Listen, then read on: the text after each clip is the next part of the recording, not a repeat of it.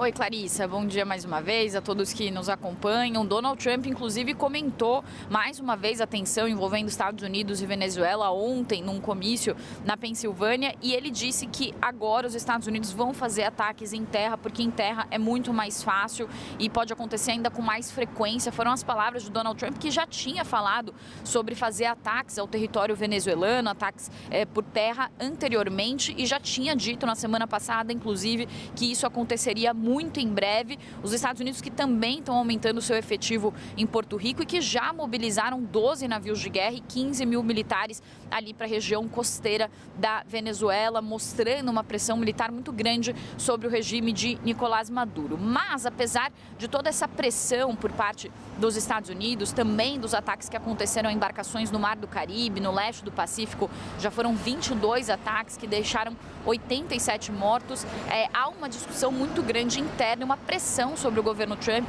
em relação à atuação ligada a essa tensão com a Venezuela. Uma pesquisa da Reuters Ipsos, que foi divulgada hoje, mostra, por exemplo, que 48% dos americanos se opõem a esses ataques feitos a essas pequenas embarcações, que os Estados Unidos, inclusive, não trazem nenhuma evidência de que seriam, de fato, narcotraficantes que conduzem essas embarcações, e só 34% apoiam, 18% não souberam opinar. Além disso, entre os republicanos, 1/5 dos eleitores republicanos também não apoiam esses ataques, e entre os democratas há uma rejeição massiva de 80%, então muitos democratas que não concordam com esses ataques. Além disso, também houve um questionamento sobre o perdão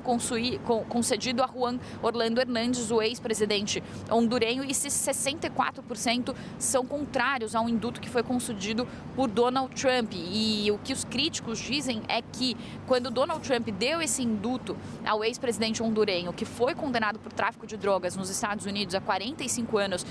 de prisão, Donald Trump enfraquece o seu discurso de que, de fato, ele gostaria de combater o narcotráfico, e, inclusive, que essa justificativa, inclusive, principal para os ataques que acontecem a essas embarcações e também para a mobilização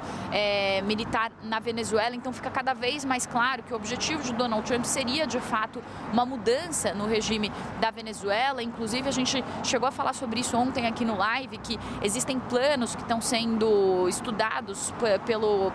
gabinete de segurança do governo Trump sobre o que pode acontecer numa eventual saída de Nicolás Maduro, e esses planos sobre o que pode acontecer no dia após a saída de Nicolás Maduro também reforçam essa perspectiva de que o governo Trump pensa numa mudança de regime para a Venezuela. Além disso, também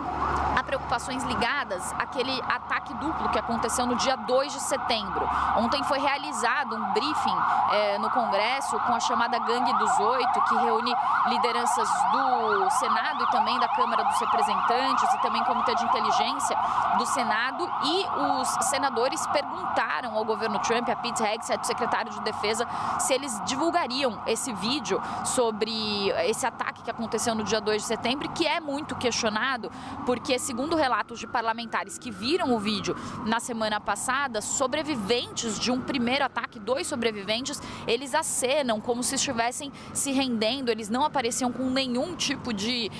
arma ou nenhum tipo de comunicação que pudesse apresentar uma ameaça, e, segundo o manual do próprio Pentágono, isso configura uma ação ilegal, matar sobreviventes de um ataque. Portanto, Pete Hegseth foi questionado sobre a divulgação desse vídeo, e quando ele foi questionado sobre a divulgação desse vídeo, ele falou que precisava estudar isso, segundo o líder dos democratas da minoria, o Chuck Schumer, que falou que a reunião, inclusive, foi muito insatisfatória, essa reunião que